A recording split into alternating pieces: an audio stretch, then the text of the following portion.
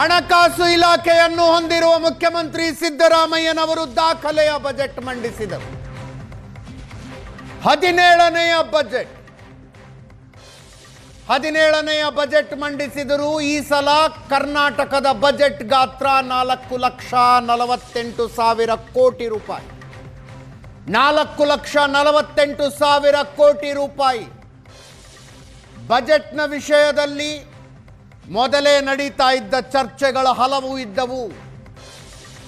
Guarantee ಭಾರವನ್ನು ಕಡಿಮೆ ಮಾಡಿಕೊಳ್ಳೋದಕ್ಕೆ ಅನುಕೂಲಸ್ಥರು ಸ್ವಯಂ ಪ್ರೇರಿತವಾಗಿ ಗ್ಯಾರಂಟಿ ಯೋಜನೆಗಳಿಂದ ಹೊರಗೆ ಬನ್ನಿ ಅನ್ನುವ ಮನವಿ ಮಾಡಿಕೊಳ್ತಾರೆ ಅನ್ನೋದರಿಂದ ಹಿಡಿದು ಅನೇಕ ಚರ್ಚೆಗಳಾಗಿದ್ದವು. ಅಂಥವು ಯಾವುದಕ್ಕೂ ಈ ಸಲ ಅವಕಾಶ ಇಲ್ಲದೆ ಎಲ್ಲ ಗ್ಯಾರಂಟಿಗಳು ಯಥಾ ಪ್ರಕಾರ ಮುಂದುವರಿತವೆ ಅನ್ನುವುದನ್ನು ಈ ಬಜೆಟ್ ಹೇಳ್ತಾ ಇದೆ.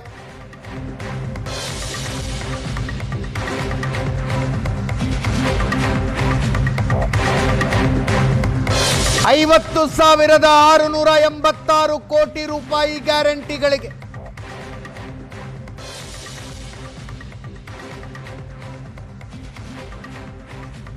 $74,682 ಕೋಟಿ ರೂಪಾಯಿ ಕ್ಯಾಪಿಟಲ್ ಎಕ್ಸ್ಪೆಂಡಿಚರ್.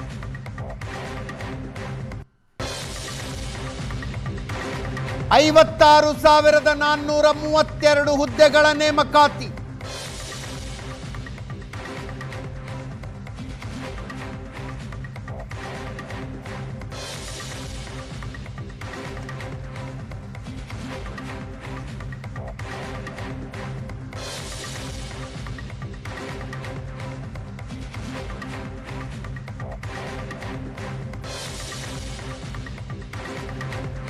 $1,32,000 ಕೋಟಿ ರೂಪಾಯಿಗಳ ಸಾಲ.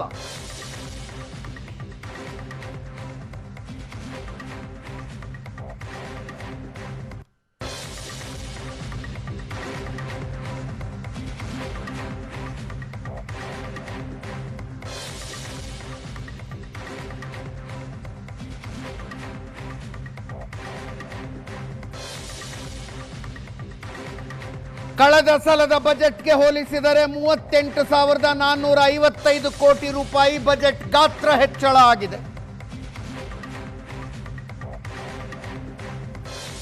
ಈ ಸಲದ 1,32,000 ಕೋಟಿ ರೂಪಾಯಿ ಸಾಲ ಸೇರಿದರೆ ರಾಜ್ಯದ ಸಾಲ ಒಟ್ಟು 8,24,389 ಕೋಟಿ ಆಗುತ್ತೆ.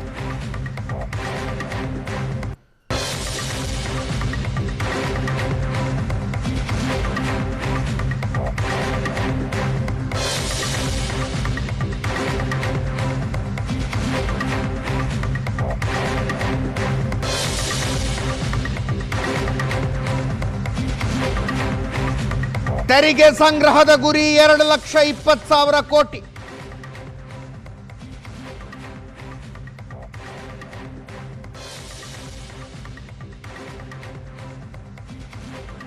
ವಿವಿಧ ಮೂಲಗಳಿಂದ ಒಟ್ಟು 3,15,000 ಕೋಟಿ ಆದಾಯದ ನಿರೀಕ್ಷೆಯಲ್ಲಿದೆ ರಾಜ್ಯ ಸರ್ಕಾರ.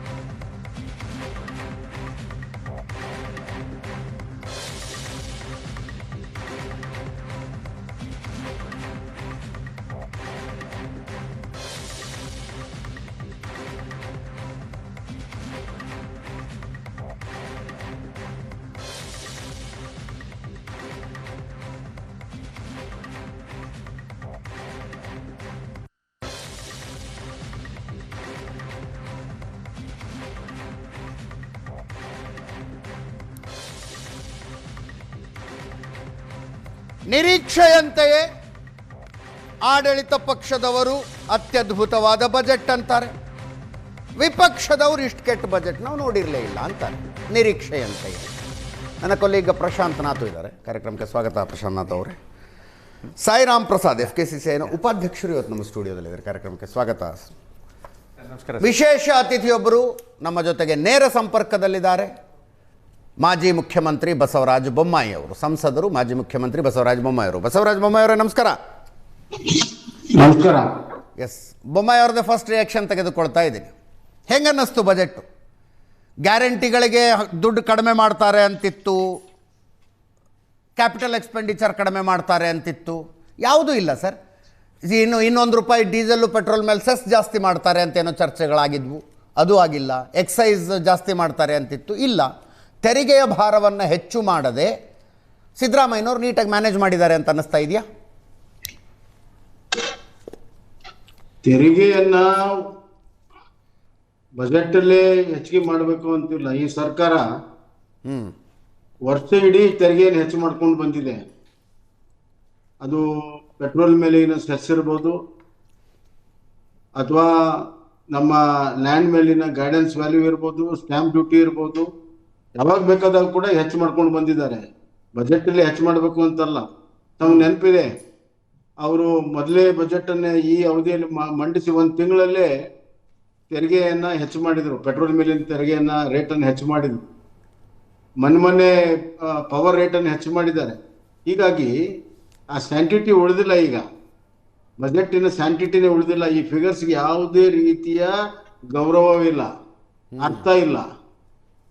ಯಾಕಂದ್ರೆ ಹಿಂದಿನ ಬಜೆಟ್ಗಳೆಲ್ಲ ಅವ್ರು ಏನು ಹೇಳಿದ್ರು ಅದು ಯಾವುದೂ ಕೂಡ ಇವತ್ತು ಪಾಲನೆ ಆಗಿಲ್ಲ. ಅದು ತೆರಿಗೆ ಸಂಗ್ರಹದಿಂದ ಹಿಡ್ಕೊಂಡು ರೆವೆನ್ಯೂ ಕಲೆಕ್ಷನ್ ಇಂದ ಹಿಡಿದು ರೆವೆನ್ಯೂ ಎಕ್ಸ್ಪೆಂಡಿಚರ್ ಅಲ್ಲಿ ಯಾವುದನ್ನು ಕೂಡ ಮೇಂಟೈನ್ ಮಾಡಿಲ್ಲ ಅವರು. ಹೀಗಾಗಿ ಈಗ ನಮ್ದು GDP ಹೆಚ್ಚಾಗುತ್ತೆ, ಅದಕ್ಕೆ ನಾವು 4,48,000 ಕೋಟಿ ನಾವು ಬಜೆಟ್ ಮಾಡ್ತೇವೆ ಅನ್ನೋದ್ರಾಗ ಅರ್ಥನೇ ಇಲ್ಲ.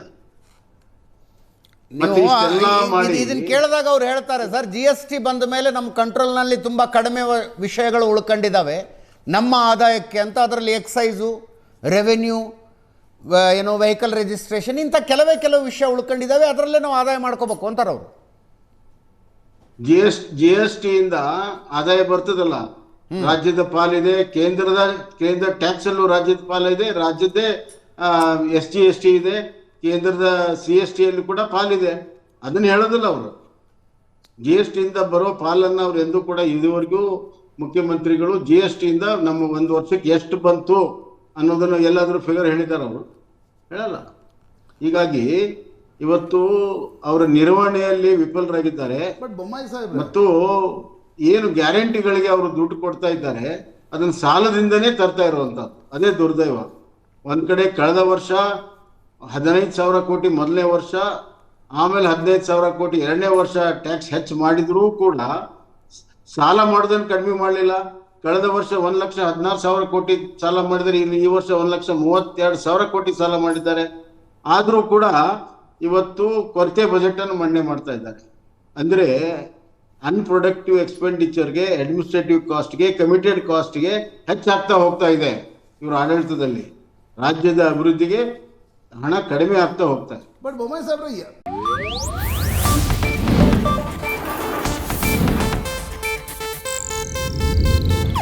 ಇದು ಏಷ್ಯಾನೆಟ್ ನ್ಯೂಸ್ ನೆಟ್ವರ್ಕ್ ಪ್ರಸ್ತುತಿ.